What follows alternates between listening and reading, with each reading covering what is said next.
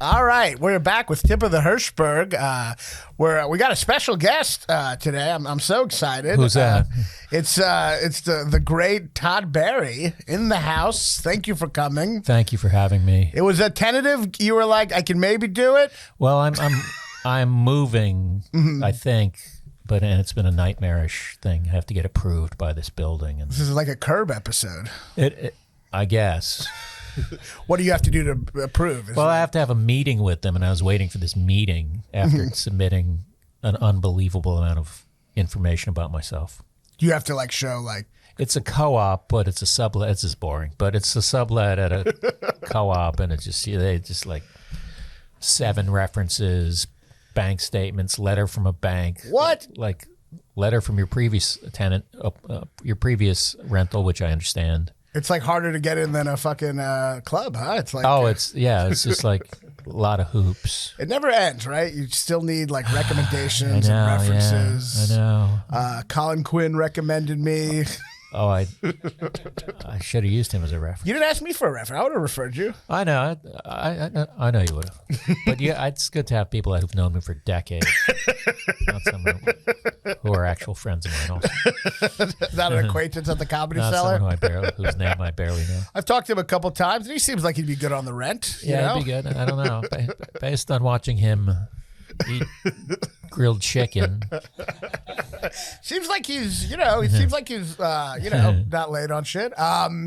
Well, our relationship has really revolved around a key thing. What's that? Which is that I haven't seen your big movie, The Wrestler. I know you're like Mr. Movies. I know. How did that one pass you by? It's been like a joke between us, but I sense some real resentment under it. Oh, I don't really resent. No, it's no. I wish that was my biggest problem. But I'm a big film buff. I whatever I claim to be. Yeah. And I had this major blind spot which I had not seen. There you go. The Wrestler. That's all I was looking for. An apology is all I was looking for. And The Wrestler stars you. It doesn't. With a small part by Mickey Rourke. I get it. I don't know. I even took you seriously for saying that. Well, actually, it doesn't star me. You were like, no. I don't know if I'm top billing. But you have a crucial part in the role. I mean, you are in the movie. You are essentially the knife in his. Yeah. You're basically the voice of his rock bottom. Yeah. I guess that's one way of putting it. And you're great. Thank you. You're so great. Thank you. You're very. How did he? I saw Judah Friedlander is also in it. Yeah. Was Darren Aronofsky? Did he start with you all in the open mics or Did he start? No, I don't know how I know him, but I've known him for a long time, and I don't remember how we started communicating, through a mutual friend or something. And then there was this restaurant in the East Village called Cafe Orland, which I used to love going to all the time. And I went there by myself. I've gone a bunch of times, but I went there once and he was there. It looked like he was having some sort of meeting. So I just kind of gave him a nod. I didn't walk over to his table or anything. Then I sat down and then he walked by me and he goes, "I might have something for you." Whoa. And I was like, "Oh, part of the movie?" And then he made this sweeping up gesture, like he was going to give me a custodial job or something. And then I didn't hear from him, and I was like, I didn't want to be the next day, "Hey, were you there?" Yeah, right. Movie? You said you're something. And then I think I ended up actually doing that, right? Right. And then wait a couple. And he sent me the script. He goes, "Do you want to do this part?" I said, "Yeah, of course. I don't have to. I'm not going to even read this. Of course, I want to do this part." No, I'm really not right for it. So then it turned out it sounded like he was just handing it to me, and then I found that I had to audition for the producers and him. Oh. But what happened at the audition, this has never happened ever again, is that I read through the scene once, and then I started again. He goes, and he just stopped me. He goes, "I'll see you on set." I was like, okay, that's the way to do it, man. That's perfect. So it's funny. He said at first, "I got something for you." Yeah, I mean, I think it was a formality maybe that someone else just wanted to look at me. Yeah. Like his producer, but it's his producing partner. So it wasn't like this. It was just him and both of them in the room. It was just a formality, right? I guess. I don't know. Or he was like, "So I'm going with Todd Barry," and they're like, "Wait." The guy's like, "Yeah, let me just have a look at it." Yeah, we didn't discuss this. But I did a half an audition, and and he's that's a dream. Yeah, it is a dream. It is a dream. That's awesome. And was the part? Is it improvised at all? It's so you. There is some. Yeah, like there was the scene in the deli. I haven't seen it in a while. I've seen it 90 Great times. scene. But it's pretty chaotic, and I said, I think I said, can I ad lib or anything? Because it's kind of like a heat of the moment kind of thing. And he goes, yeah, don't censor yourself. Oh, nice. And then there are lines that I did come up with, like the oh shit. No, okay. Know your special line. I was about to say that. Really? I was about to fucking say that. I saw that moment and I was like, that's you. That's you improvised. He goes, can I not have to wear the thing? And he's like, yeah, because you're special. Yeah, and it was like such a Todd Barry line. I'm was. like, there's no way that was in the script. That's Todd Barry. I got it. Where's my writing credit? I fucking know you. I know. I should call the Writers Guild about that. So he knew your stand-up. It's kind of the dream. Yeah, I mean, we were kind of, I guess, yeah, we're friends, not like we never really hung out kind of friends, but I guess I would consider him a friend, and he'd consider me a friend. Like, how are you just corresponded? I mean, mainly it's been email. I mean, he's not like a close, crying on my shoulder friend. But, right. But I mean, I guess acquaintance sounds weird, so friend. Are you closer to him or me? I've talked to you probably more, but I can't get away from you. You're a hanger-on. I've talked to you more, but I'd rather be seen as. I'd rather hang out with Darren Aronofsky than you any day. But it is. We used to live across the street from each other. Okay, there you go. Which just was a coincidence, but. Yeah, no, it was cool to see you, and it is very, very much a you. It sounds like he kind of wrote it. At least with you in mind, or basically saw your stand-up. Well, he didn't write it. It was. Oh, right. That's a good point. So that didn't happen. It sounds like the screenwriter was like. Why am I blanking? It's Robert, who the guy from The Onion. I know this guy. Yeah, I forget it. Oh, is it Onion writer? Yeah. Can we look that up and make it not look like I forgot his name? Yeah. Oh, that's right. He didn't write it. Yeah. So it was interesting. So it was a Robert Siegel. Can we punch that in? Seriously, because I don't want to. Because I know him and I don't want to fucking. Sure. I'm sure he's going to be. So wait, he's a humor writer. Yeah, I think he was an Onion writer. It was Robert Siegel's the guy who wrote the script, and yeah. That's interesting. I think he was an Onion writer. Because the movie it's not exactly a comedy, but there are moments. There are moments of painful, dark comedy. I mean, I think one of the great moments in the film, which is like. It's painful, but there's humor to it, is the camera following him from behind when he goes to the deli. Yeah, someone pointed out a lot of the scenes are him from like that view, his POV, I guess. Well, it's from behind him. Yeah. Right. Oh, yeah, from the cameras. Yeah. Well, the whole movie opens. You don't actually see his face till he comes out of the trailer. So the whole first sequence is behind him, basically, essentially the POV of following him to his to the ring. Yeah. But to see him being followed to the ring, that effect while he's going to the behind the counter of the deli, is a great cinematic joke. You know what I mean? To have it's a painful joke, right? But it's a pretty great moment to show. Show him coming to the ring. I thought the scene in there when they're selling their own merch was particularly brutal. Oh God, yeah.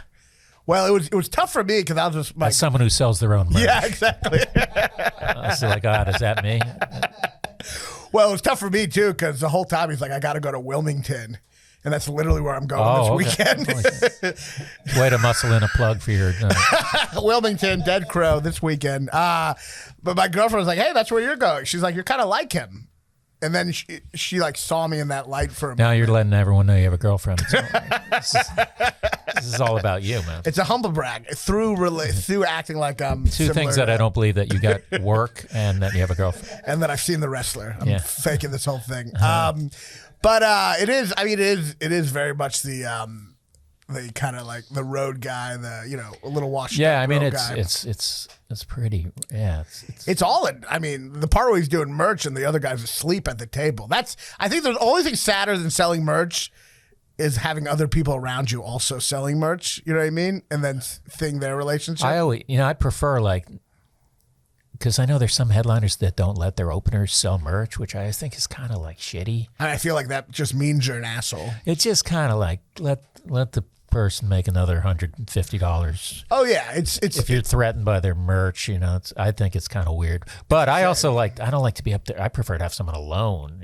I mean, I prefer not to be alone and have someone next to me. That's a good point, actually. Hey, let's buy there, and you kind of like go, hey, 2 for $20, or you get their stuff, my stuff. I guess it's fun if you're like right next to each other. In the wrestler, he's like they're like all at separate tables. Yeah, they're separate tables. It'd be sad if the other comic was across the room, right. and you just like looked at him with a line around the block, yeah, with their T-shirt, and they opened for you, and you bombed. Merch is tough because you make money, but it can feel pretty sad at times. It's just, it's just if anyone's gonna give you like a backhanded compliment or something, it's going to be at the merch table. Exactly. That's where... I mean, you meet some nice people and people are excited and they get, it's nice that someone wants a picture and all that shit.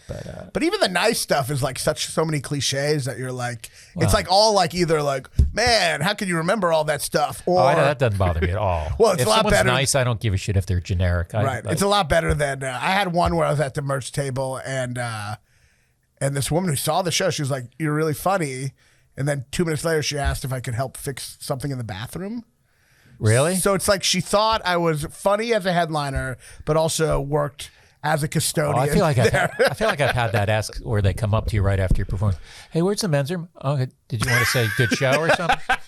Do you want to do like one sort of just one good show, one sort of common sense? So you like compliments, but what do you feel about this? This is my least favorite. Is when someone comes up to you to say you were pretty good.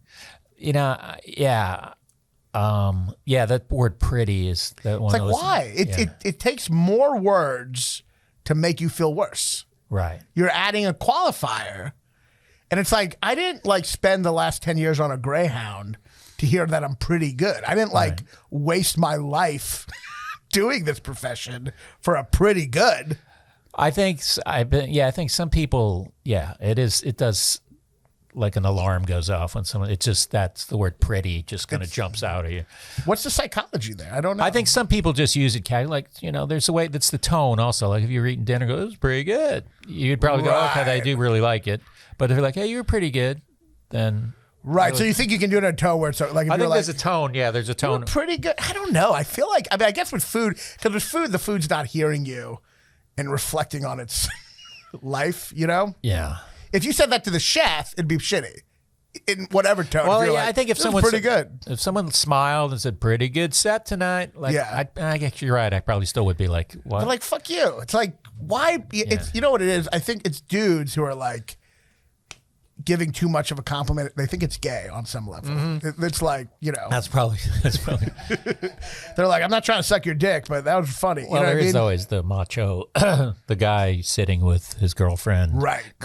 Completely uneasy because she's laughing.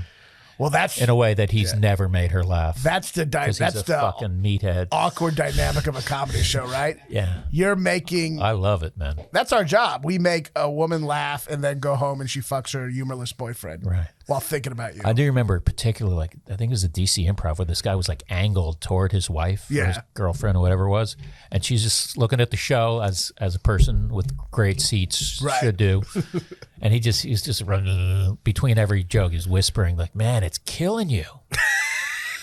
It's like you did go to see a comedian who's supposed to be skilled at something that you're not skilled at, or else why would you go see him then? Well, it's kind of like our version of like cuck porn. They're watching someone else do the job better. You know what I mean? Cut porn? Cuck porn, like cuckold porn. You know what I mean? Where you watch another guy fuck your wife. Oh. It's kind of like that, but with comedy, except because here's the thing.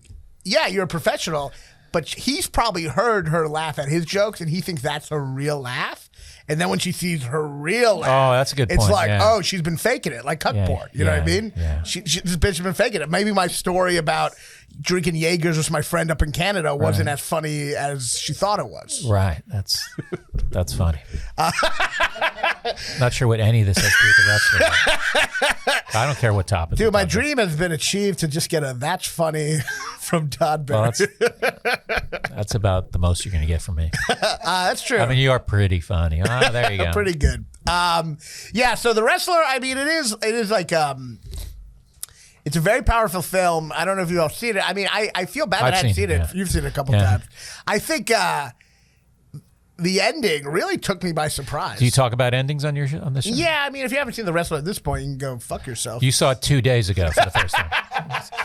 You just saw it 2 days ago for the first time. Dude, if you haven't seen The Wrestler, that's just like embarrassing. Where were you 2 days ago when I also hadn't seen it? The ending, I guess, is somewhat... I mean, I think the ending pissed some people off because it's ambiguous, and I kind of love that it's ambiguous. I mean, it's ambiguous, but to me, it's It doesn't matter. It doesn't matter to me. I saw it as Should they close their ears if they? I mean, I guess spoiler alert. They could do that on a spoiler. I saw it as he might not have died specifically in that moment, but it was a metaphorical death. He chose this moment over his health, which is kind of you get the sense he sealed the deal of his self-destruction. Yeah. Even if he didn't technically die in that moment. Yeah. I was beautiful. I mean, I actually, for some reason in my head, I thought this was like a redemptive movie. Mm-hmm. You know what I mean? I guess that's how the preview set it up. And so they subvert this great trope at the end, which at first you're like, all right, this is going to be corny. Did you just use the word trope? Yeah. Okay, go ahead. Marissa, I mean, I have a film, but again, I don't know if this is a film podcast. It's become. I don't know why the word trope bums me out so much. Well, yeah, why does it bum you out? It is a real word. I know that. I'm going to end up in one of your bits. My dream is to be the dumb guy. I know Gary Goldman also doesn't like trope. Really? I think he's talked about it. Trope is, it's like a cliche, but not technically a cliche yet. There's nothing wrong with it. It's a perfectly legitimate word. I'm not doing it. And it's my problem. It's on me. But I feel like, I'm a fan of your comedy. I loved your comedy for so long. And a lot of your comedy is making fun of the pretentious guy next to you. And now I feel like I'm that. I'm like, maybe trope is obnoxious. Yeah. You're right. Anyway, I cut you off. Go ahead. The trope of her where she goes to like try to stop him. Yeah, yeah. And you're like, all right, this fucking trope. Where she I see what you're doing there. You're antagonizing me. I actually wasn't. I totally forgot. I'm like a dog. I have 3 seconds. She came to the Comedy Cellar once and sat at the table. No way. Yeah, yeah. Did you know after the movie? This was like maybe a year ago or something. Oh, whoa. Yeah. Did she, now, you didn't have scenes with her, but did you I didn't have scenes with her. I'd met her at some film festivals very briefly.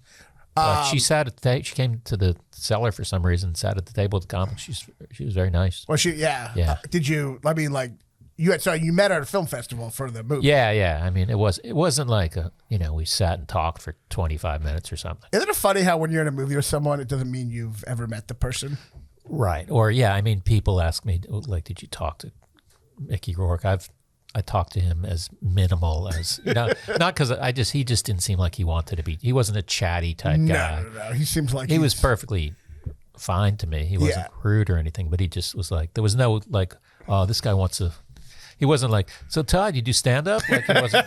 There was no like. Well, I'm gonna make fun of myself, but I asked you the most embarrassing civilian question the other day. What's that, man? In terms of like I'd like assuming, to make you feel about it. In terms of assuming people are like know each other from working on the same film set, I was like, did you know Bruce?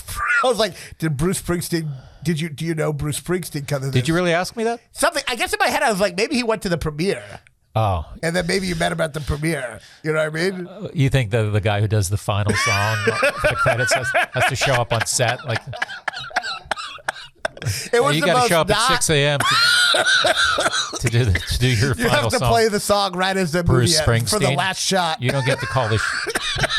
We don't do this on your terms, Bruce Springsteen. You can't call this in, man. You got to come. No, I've never met Bruce Springsteen. Even though he did the final song in a movie you had a small part in. You've never met him. He's apparently very nice from what I've heard. What's funny is, I didn't know The Wrestler, but I listen to that song like every day. Oh, really? I fucking love that song. But not watch the movie. Well, I didn't want to. Film buff. Well, it also gave us something to talk about, me not watching it. You know what I mean? It kept this rapport. I've killed the one thing we have a rapport about now. It's like over now. Oh, good. And also you got me to do your podcast. So I know. This is really the end of the friendship. Friendship. Whoa. Oh, my God. Yeah, I mean, obviously you can be in a movie with someone. But anyway, so Marissa Tomei, when she comes to tell him to not to not do this thing that's going to kill him. You follow that trope, you know? It's kind of almost like a rom-com trope. Yeah. And then she tells him, and he has, of course, a great line. A line that, it's interesting with movies, a line that maybe on the page would sound corny, but with a great actor, it's just like transcendent. And it is true for screenwriting. For a lot of times, the line where he goes, I only really get hurt out there. Which is like... Oh, I forgot about that. Which is like him in real life saying, I only really get hurt out there. Which is like... I didn't remember that line. It's an interesting line because that on the page is like, all right, this is tough because it's like kind of someone speaking metaphorically, which is... But when you have a great actor, it's like better than a more nuanced line. You know what I mean? Yeah. It like brings us like... This like... That's a good line, though. It is a good line, yeah. But I'm just saying like on the page, maybe you saw that, you'd be like, eh. But like... in the moment, it's incredible. And then she says, I'm here finally. And he fucking leaves and goes to the match and has that amazing speech to the audience. And then he goes on the top and he's about to, and he looks up and she's gone. And then he makes that big self-destructive dive. Yeah. It's an incredible, feels like something from an old 70s movie, you know, just like a fucking dark ending, a beautiful ending. I did not. Thank you. Was that your idea to have that ending? The ending was my idea. That one ad lib and the ending was my idea. You're like, hey, can I ad lib here? And you're like, sure. Also, here's how I think the ending should go. But the scene, I mean, the other scene you ad lib in, I mean, like the scene where he's at the deli is every entertainer's worst nightmare, huh? Which one? When he's working at the deli and it's just he's getting overwhelmed. Yeah. And that one guy recognizes him. I mean, as I was watching that, I was like, oh my God. In my head, I've like convinced myself like, oh, I'll never get a day job again. I'm doing comedy. I make $12,000 a year. I'll never have to work again, you know? Yeah. I make way more than that, by the way. I do too. But not that much more. But but in your head, you're like, I guess you could work a day job again. Anyone could. And then you're like, is there anything scarier? Is there anything worse? I mean, besides always working a day job, than like breaking out of the day job world and then having to come back in? I mean, that's gotta. Yeah, I mean, I think about this from time to time. How long it's been since I've had to like hear about people making resumes, how to make a resume. Oh my God. Just doing an interview and just like, here's the questions you should ask. Here's the questions you shouldn't ask. Here's the way you should answer this question. I think I'd just kill myself. That's brutal. I guess I shouldn't say I'd kill myself. I guess I've gotten enough jobs that way where I somehow must do something right. But I also have gotten jobs where they don't care enough to. Right. What was your last day job? I mean, this was obviously probably a couple years ago. But this was last week I called it my final. I was substitute teaching in New York. I was a substitute teacher too. Yeah? Not in New York, in Kentucky. I was in New York and Florida.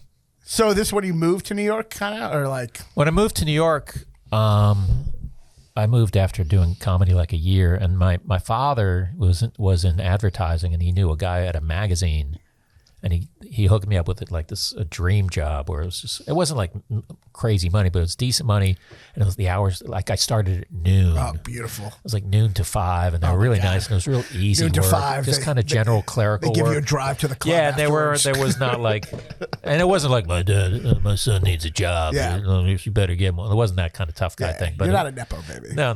And they had a job for me, and it was just.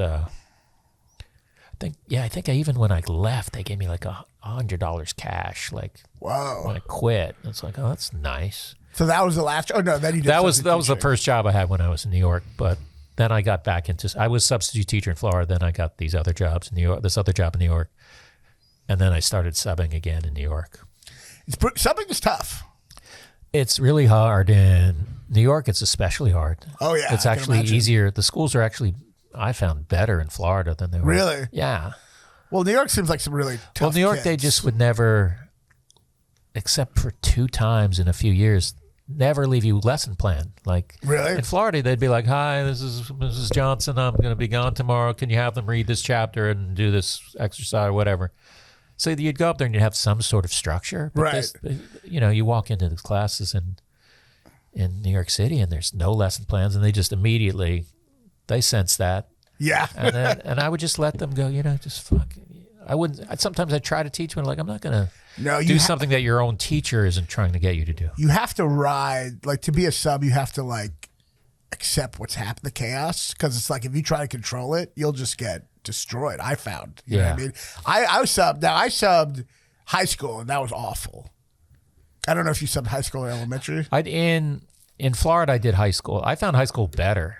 Well, I guess I was at a bad school, but I was at a high school, and these kids would act up, and I'd be like, sit down, and they'd be like, no, and then I'd be like, yeah, well, that's all I got. Right. There's no incentive. I mean, I understand the whole, like, we have a sub, it's a party day. That makes sense to me, but... Sub is like, to make a comedy metaphor, it's kind of like emceeing, where it's like... emceeing? Yeah, it's like the least experienced job, but in many ways the hardest. Yeah. Like sub is like the hardest in a way, because they just don't know you, and you're just like always in square one. Right. But it's the most underpaid, like emceeing, right? It's a good analogy. That's perfect. Everyone can relate to that emceeing analogy. But I'm trying to appeal to my fans of 12 open mic comedians. I hope you have at least 2,000 listeners. Otherwise, you're not doing it. Well, let's see. What a waste of my time. Huh? I think I have 2,000. Okay, I think that's the exact number. I'll tweet it out. If it continues to go at this great rate, I will tweet it out. Isn't it funny that you like gave me your number the other day, and then suddenly you're not doing my podcast? It's like, well, yeah, I mean, that's a pretty obvious cause and effect on that. No. Did you give me your number for something else? Yeah. I couldn't imagine any reason why I'd want you to have my number. I feel like it was something. I feel like I was trying to send you some info or something. I don't know. Maybe. Anyway, I'll delete it after Maybe you did. But so you were subbing, and that was the last job. I mean, yeah, it's like, so that was probably what, like 42 years ago? Probably. It was like in 89, 90, wow. 91. So like. But I mean, I guess I did do it for a while. I don't think I went full pro till I was like 6 years in, maybe. Yeah, you go back and you like kind of go back and forth. Especially in New York, where you need to. When I moved to New York. I mean, I did. You'd start doing comedy, live off it, and then every like couple of years you'd have to get another job for a little bit. So I'd have to go find my old resume somewhere. Oh, so really? That was a depressing moment to be like, wow. And then it just has like 12 years blocked off. Yeah, I mean, that'd be like, if I had to go now, I'd be like, what's your last job? I don't even remember my last, I sort of remember. I don't know, like I started in this year and ended in this year. But do you ever worry about that? Just like, let's say like, I don't know, the stock market crashes, or, I mean, I guess the stock market's crashed 12. Or do you feel at this point, you're like, you don't have to worry about that? I mean, I have. How much money do you have? I have so much. I was about to make a joke like that. I have so much money that it couldn't even I lost them.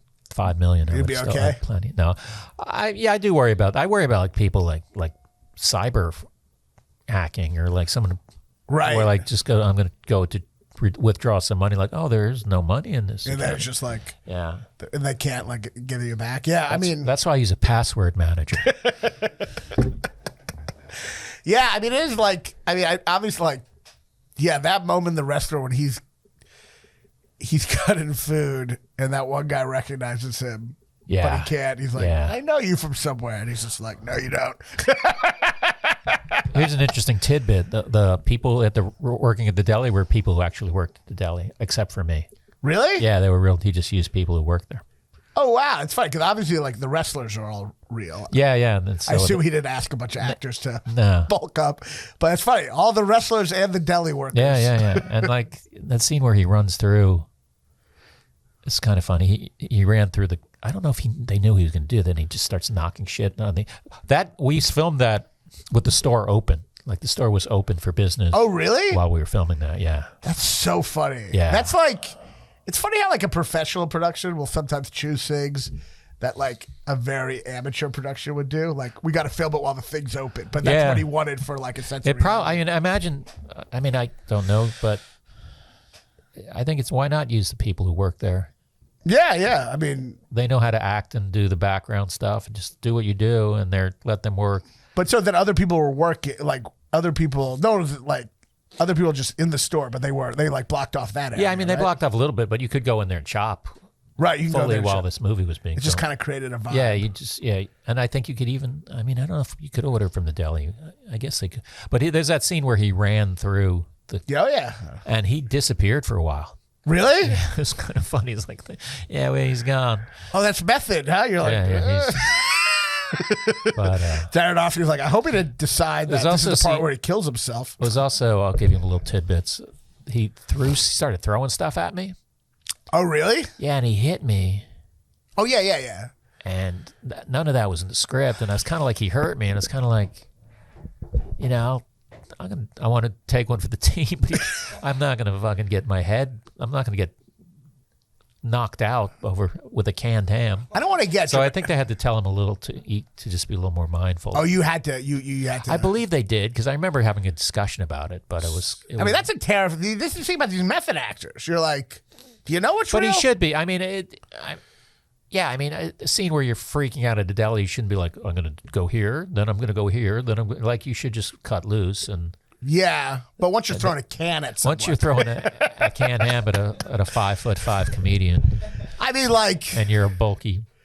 You got to have some sense that you're acting because it's like. Yeah, but if I had known ahead of time, I could have been a little more. I mean, yeah, I think he could have been like, I'm going to. He threw like a big thing of foil at me or something.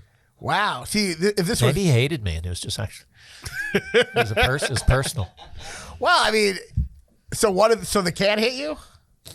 The can hit me or the foil hit me. I think the foil may have hit me. I don't want to be dramatic or try to pump the ratings, but this is your Me Too story. The headline of this podcast: Mickey Rourke assaults Todd Bear. But he didn't assault me. Come on, man. But it did hurt? It hurt, yeah. It was just kind of, I was a little like, oh, what are we doing here? Like, it's kind of interesting because he's like doing this method thing where he's in the moment, but you're the one feeling the real pain of it. Yeah, I mean, I can't say that I was like writhing on the floor, crying or anything, but it was just kind of like, I didn't. Yeah. Okay. If you need to do this, let's do this.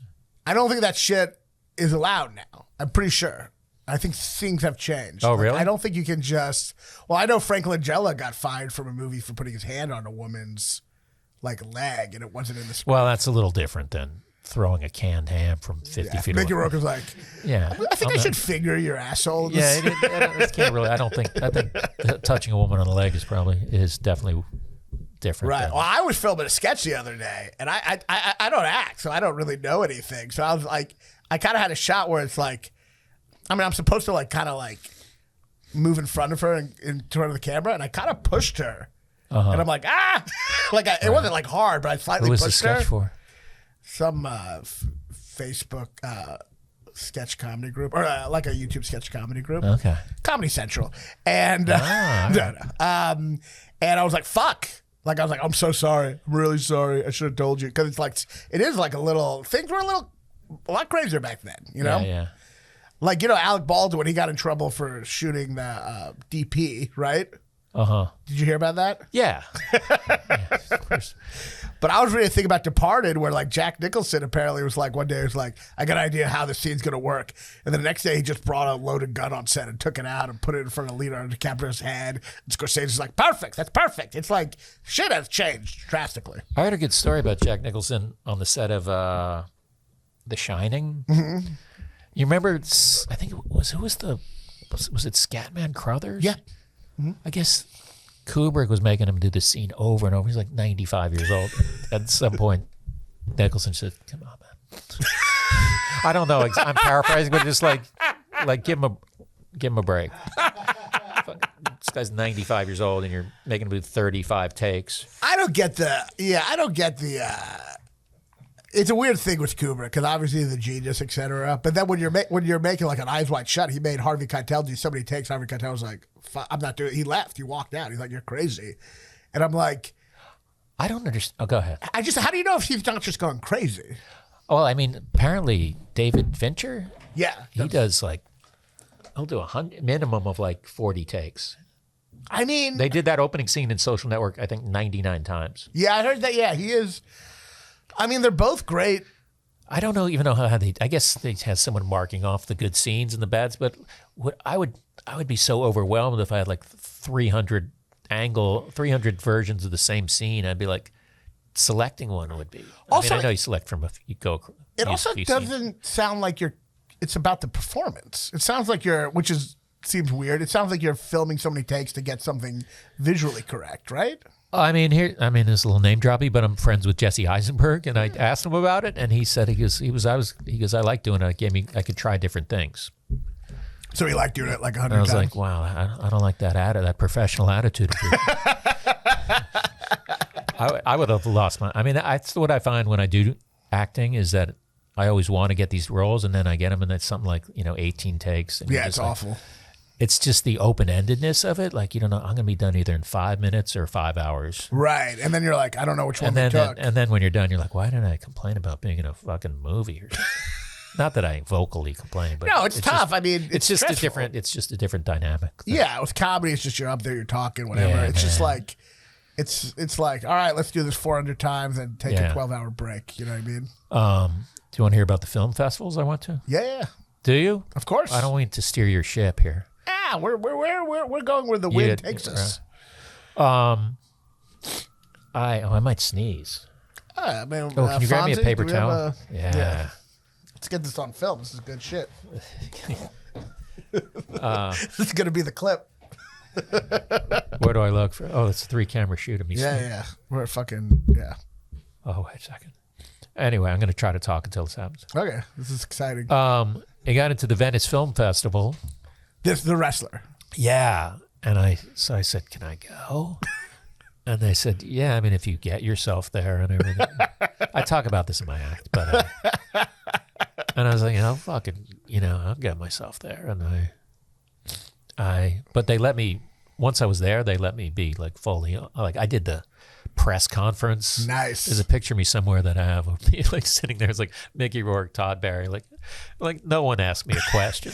It'll be so funny. It's like everything's like, of course it's all. It'd be so funny if you had to answer the question that was clearly for Mickey Rourke. It would have been funny to set people. I almost thought about saying at the end, like, hey, did anyone have any more questions?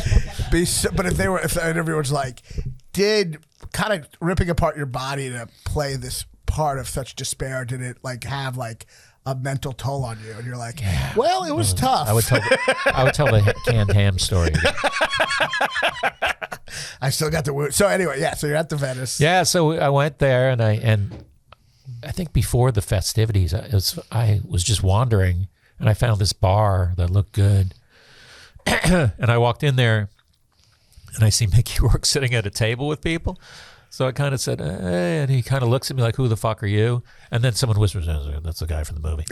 and then he gives me a fist bump. He says, oh, yeah, gives me a fist bump.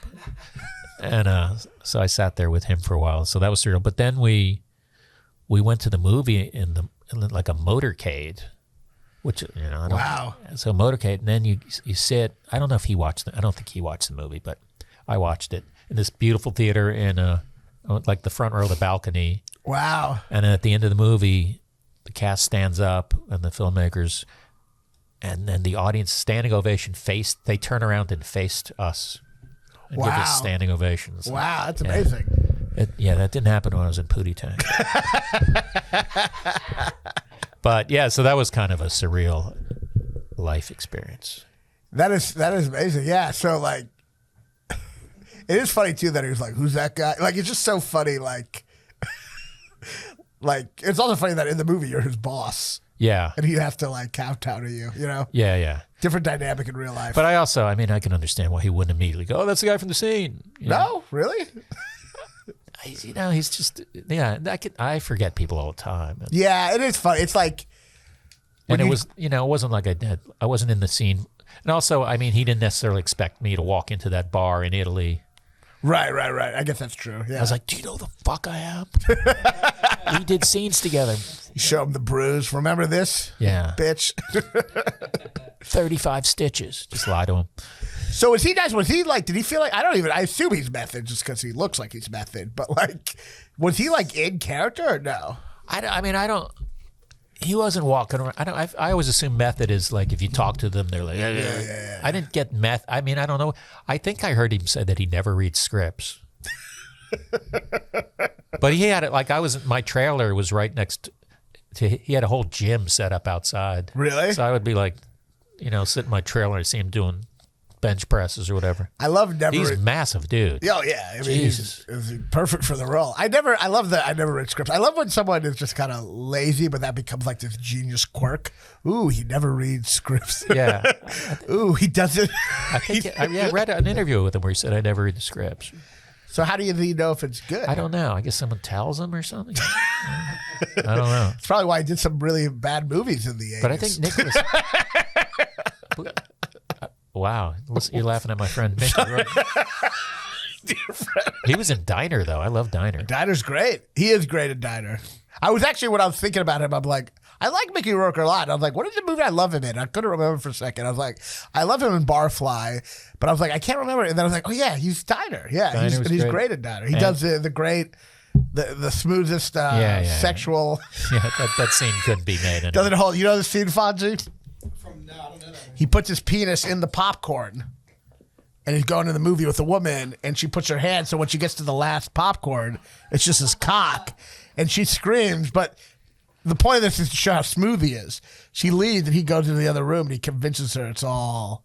I don't know. I forgot what he says. I forgot also. He's just like, you're in the 50s. Shut the fuck up. I forgot what he says, but like he's so smooth. He kind of convinces her to keep on. He was in Body Heat also. Remember? No. 9.5 Weeks. Is he in Body Heat too? Yeah, he was in Body Heat. Oh, I know William Hurt is in it. Is he also? I think he was in Body Heat. Look it up, Fonzie. Well, I don't want to. I mean, yeah, it's not about. You know what really doesn't hold up, by the way, which I saw, like in terms of a plot point. Do you remember Cape Fear? Yeah, I got a story about Cape Fear also. Oh, well, tell me the story. But I will say, we don't have to. I feel bad if a lot of movies. Yeah. We don't have to prove me or you wrong. Okay. Comment in the, but in Cape Fear, which I was watching last night, he feels super guilty. The lawyer, or the thing he hasn't atoned for. Do you remember what it is? No, I mean, it's insanely would be extremely offensive now. But the thing he has to atone for is Robert De Niro's out to get him, and the reason he's out to get him is because Nick Nolte was his defense lawyer when he was accused of rape, and the defense lawyer buried this information that would have helped him in trial because he thought he deserved to go to jail, and the information he buried was evidence that the woman he raped was promiscuous. Oh my God. So it's like he has to atone for the sin of hiding the fact that she fucked a lot of guys, because that would have made the rape case less believable. And that's like the sin he has to atone for in the movie. But anyway, what's your Cape Fear story? Shifting gears on that one. I had some friends who worked on that movie, like as production people, and I got a random call from my friend who's working on it. He goes, De Niro wants... There's a scene where he's in a movie theater laughing. Yes. And he wants to hear jokes. Do you have any jokes? And I started trying to, I was like, I guess, yeah. I don't remember which jokes it was, just like street jokes. But wait, he was in the theater? He was in a theater. My friend was working as an AD or something like that. And there's a scene in theater where he's watching a movie and cracking up, and he wanted jokes fed to him, so it would induce laughter. So they called you. So they called me. I was like, because I'm a comedian, and they said, "Do you have any jokes?" So we need some jokes for Robert De Niro to laugh at. What? And then it turns out he didn't end up doing it. Like, I guess De Niro just faked laughing. What was the plan? Like the great actor he is. So, the funny thing is, I was watching, I was like, it doesn't seem believable, that laugh. But what was the... is that true? Well, it's also like... I have a question first. What was the idea that he was going to put a record... He's going to be like, hey, this bear's and this two guys walk into a bar. Oh, so the AD was going to tell him the joke. Yeah. Oh, so it wasn't even going to be your voice? No. It was not it was more of a... I mean, you're great. Obviously, he just thought I would be a source of street jokes. You're one of the best writers, but I feel like the Todd Barry voice is crucial. Well, then they would have to pay me, and that would have been a weirder gig. I mean, that is hilarious. That the greatest actor of all time is like, I don't know if I can pull off. But that's laughing. A methody type thing. Isn't that sort of a method thing? Yeah, but doesn't it feel like it's just like, I don't know how to act? I guess he thought it would be. Yeah, is method acting just someone who doesn't know how to act? I do remember a thing now in the deli scene, back to the deli, where Darren kept changing this. He goes, tell him he fucked his mother or something like that. Oh, really? So I fucked him up. And he kept changing to stir him up. Yeah. Yeah. Oh, to actually, like, to make him mad. Yeah. Not like he's really mad, but acting mad. I guess it's funny, like, if that doesn't really work with comics. If, like, we were in a scene, they're like, tell him you fucked your mother. Like, all right. Yeah, she's hot, whatever. Like, we don't get mad. I guess you have to be a little manly. Yeah. To get mad. Oh, man. Yeah, I get mad. You tell me you fucked my mother. I'm like, good. I'm glad she's fucking getting some dick. You know what I mean? All righty. I'm sorry. That Cape Fear story is hilarious. It's also weird because he's laughing in that scene to annoy Nick Nolte. So it's not even supposed to be a real. I don't know. Oh, really? Okay. Yeah. The other thing that's hilarious about that story is how insulting it is that they were playing the movie Problem Child, which is a comedy. Oh. And De Niro's like, I'm having trouble laughing. I don't even remember. See, I also, like, if I see a movie, I forget 99% of it 5 minutes after I'm done watching it. That's funny. I'm the opposite. I don't forget any of it, but I do forget everyone I've ever met. I forget life. Yeah. But I remember movies. I've traded my memory of life for memory of movies. How many movies a week do you watch? 3. 3? Yeah, something like that. Yeah. I saw Black Swan, too. I was on a Darren Aronofsky. I hadn't seen either of them. Oh, you saw them both this week? Yeah. That was a cool movie. You didn't like it? No. I thought there's some interesting stuff, but it's tough with a movie where it's like you don't know it's real. It's just like it ruins kind of like, for me, it's like there's no real character relationships, Wow. But with The Wrestler, I'm gonna email him. The Wrestler, I loved. I mean, I really, just to sum it up, I know we didn't talk. We talked about other shit, which was interesting as well. The Wrestler, I thought was really powerful. I mean, I had some issues with it. I thought the writing with the daughter is not. Yeah, you didn't like that? I'm going to say tropey, but I feel like. You can say whatever you want. It's your podcast, man. That's true. You have the power. But, and sometimes it was hard. It was weird. It was hard for me to imagine Marissa Tomei as a stripper. I just think she's so beautiful. Yeah. You know? I'm sure you'll get 3,000 emails from strippers.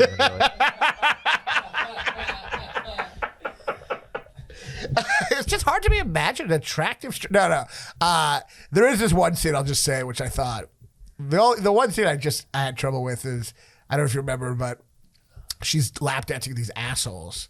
Yeah. And they're like, can we have someone a little younger? They're like making fun of her. I don't know. Maybe I'm just a huge Marissa Tomei. I could. Oh, you saying what was your problem? I guess I'm like, she is beautiful. I know she might be a little older. Yeah. But wouldn't they be like, wow, we got a movie star in here? I could see some shithead saying something that shitty, but I don't know. But then, here's the part I really had trouble believing it. Mickey Rourke comes in. He's like, watch your mouth with her. And they start giving him shit. Oh, really? Okay. He's like giant. Yeah. They're just like, fuck you. He's like a fucking... Does he get in a fight, though? Yeah, it kind of pushes him out. Yeah. I don't know. But other than that, great movie. I wrote all those scenes. You're like, it was awkward. I ad-libbed those scenes even though I wasn't in them. This is awkward. But now, I don't know, where does our friendship go from it? Not to get all Mark Maroney, but our whole rapport is that I'd never seen The Wrestler. Now I got to pretend I haven't seen Larry Sanders' show. Oh, my God. Which I love. Yeah. Well, let's do another podcast about that. Never again. You are amazing, Larry Sanders' show. Every time I watch it, I see you. I'm like, hey, yeah, I know that guy. Yeah. Whatever gets you some clout. Can they? I really appreciate you doing this podcast. Oh, thanks for having me. I was nervous asking you. Yeah. Well, the location is not ideal, but I know that's why I hate asking people. But it's a nice studio. It is very nice. Yeah. Do you have any plugs? This will come out either next week or the week after. I've got dates that I'm going to add some more to, but I have dates, and it won't be this weekend that this comes out before this week. No. Okay, so we shouldn't mention my birthday on Sunday. But it's your birthday on Sunday? Oh, thank you. Oh, okay, wow. I have dates. April 14th, I'm in Santa Fe, and then I'm in Reykjavik, Iceland, in May. Really? Yeah. There's comedy down there? And then, on April 21st, to backtrack, I'm in Beacon, New York. The Beacon? Not the Beacon. Oh. Beacon, New York. Not the Beacon. Thank you, though, for picking a much bigger, fancier venue. I was like, you bet. You forgot the. I did the Beacon once, like 28 years ago. Yeah? Yeah. I opened for Stephen Wright. Oh, nice. Yeah, and Kurt Vonnegut was there, and I chatted with him. Really? Is he a Stephen Wright fan? He was, yeah, and he said something really cool to me. What'd he say? He goes, you had a hard job, and you handled it really well. See, he gets it. Exactly. That's the perfect. He fucking gets it. Yeah. Because people don't realize this. Like, I'll sometimes open for people in the theater. Opening in a theater, especially if you're first, is like the hardest job in the world. I wouldn't say that. It's harder than fighting in a war. I can name probably 3,000 jobs that are harder than that. Harder than working on an oil It's rig. not that hard. Why do you think it's hard? Well, because they're seating people a lot of times when you get out. But you know what? You just, when I opened for Ricky Gervais a few years ago at the theater at Madison Square Garden, and he likes to start the show on time, like 3 minutes late at the most. That's brutal. It's it's his show, it's his decision. But fuck him. but it's a thing where it's like if you'd wait 10 minutes, 900 more people would be in this room. But I just realized, I just kind of went up there and was like, you know what? People are coming in. This is the way it is. Yeah. But there's 1,000 people who are sitting here, and that's more than I usually perform for. That's a good point, but in my head, It's a great point. It is a great point, but in my head, I'm like, fuck, don't they know I'm a star? How dare I perform? That'll either help you or hurt you. I know. It's like, wow, you have that delusional attitude will either. That delusional narcissism will either make you super famous. Yeah, but I mean, like your first few jokes might not work in a theater, but that is funny that like if you see a young comic and they're like delusionally narcissistic, you want to give them advice, you have to be like, better be careful. That will either hurt all your relationships or make you more famous than any comedian's ever been. It's basically, you just repeated what I just said to you. Literally, almost word for word what I just said to you. You repeated it back to me. Sometimes I got to repeat it and pretend I thought of it, and then I'm like, that was brilliant. That's amazing. You met fucking Vonnegut. That's incredible. Yeah, and they asked if I want, this is like pre-cell phone, and they said, do you want a picture? And I got shy, and I was like, why didn't I fucking get a picture with him? Because his wife talked to me first. She's like, my husband really liked you, something along those lines. They were very like this nice, warm couple. It's tough to ask for a picture, but that's interesting because this was before social media. So and they would have taken a picture. I mean, he seemed, there was like a photographer there. Like it also means something very different back then. It was actually something very personal. It was like, can I have a picture to put on my wall? Not, can I use your body to try to get more views on Instagram? But I honestly, I only half read one of his novels. So Really? Yeah, Cat's Cradle, but. Oh, that's not because it's bad, just because I have ADHD. That's hilarious. I think I do anyway. We got to reach Fallout 5. That's his best. Yeah. Mm-hmm. But he was cool. He used to go to the New York Comedy Club when it was in Midtown. No way. I think it used to be in the 40s, and I think he used to live around there. What the fuck? I know. God damn it! I started comedy at the wrong time. Yeah, you did. You're fucking like De Niro's asking for jokes. Fucking Hemingway's at the cellar. I'm like, what the? I get nothing. I will say, since you brought it up, I did it. Darren organized a benefit for I forgot, some environmental cause, and De Niro was in the audience. Really? Yeah. Was he? Did he ask for jokes again? No. It was funny because I saw this guy. I didn't know he was in the audience, and I kind of noticed the guy going, that guy looks like he's important. Looks like a director. He had a hat on and some glasses. And then I realized, oh, it's fucking Robert De Niro. Before we get off, I just want to once again go back to the De Niro story and just examine very quickly how insulting it is to everyone involved. So first, he's watching Problem Child. Yeah. He's like, I can't laugh, genuinely. And so the AD calls you and goes, De Niro has trouble laughing. Do you have any street jokes? Not your own material. Well, I'm not. That'd be asking me to tell my material to someone else for them to tell Robert De Niro. What are the chances of that? Right. So street jokes are probably the way to go on that. Yeah, I guess you're right. It's fascinating. I don't think De Niro knows how to act. That's my new takeaway. I guess he just wanted prompts, I don't know how he ended up doing it, or maybe just said, he's like this. Yeah. But it's actually very corny. But he's trying to fuck. But if I run into him, I'll tell him that you had some notes on how to his method. Robert De Niro. If you see De Niro, tell him, and if you see Mickey Rourke, tell him, let you know before you throw the can. You want to plug my social media? Todd Barry on Twitter, Todd Barry on TikTok. Follow Todd Barry on Barry on Instagram. Todd Barry on MySpace, one of your great jokes. Oh my God. Why not? I'm only 47. Is that the right number? I don't remember that. I remember that punchline. I don't remember the joke, though. Oh, it's very funny. It's like you just going on MySpace. I gotta say, I'm a big fan. Of who? Me? You, yeah. Well, you should be. I'm a great comic. When I started comedy, when I was getting into comedy. No, I appreciate that, actually. Yeah, when I was getting into comedy, before I really, like, you know, when you're young, you, like, dig into comics you love. Uh-huh. And it's almost like there's something that gets you into them. Doug Stanhope had a blog, and he mentioned 4 comics he loved. Oh, really? It was Bill Burr, Mike Birbiglia, Louis C.K. and you. This is the point where I'd never heard of any of you. Yeah, I don't remember that. And it got I used to listen to all your albums. Yeah, you're the best. Check him out. Check him out on everything. If you don't know, ToddBerry.com also have a website. ToddBerry.com. He has an amazing special on Netflix. I have a crowd work special on Amazon, and don't check that out. That's really good. That's the best things I've ever done. Crowd work is just you were great at crowd work, but now it's been taken over by. But you were great at it. Yeah, I mean you are great at it. I know. But no, I fucking hate it. But now it's just like, you work in finance? What do you fucking do? Drugs? You know what I mean? You're quoting your own crowd work. Thank you so much, Todd. Check him out. Check me out. Check out the tip of the Hershberg. I'll be all over. Go to my website, RaananHershberg.com. And actually, more importantly, go to Raanan Comedy. That's RAANAN comedy.com. Go to that and sign up to my text alerts. It takes about 3 seconds. You'll get a text when I'm in your city a week before with any discounts. Do it now. Don't fucking wait. You don't want to miss me when I'm in your city. Thank you. Your plug shouldn't be longer than that. Good night and good luck. Bye.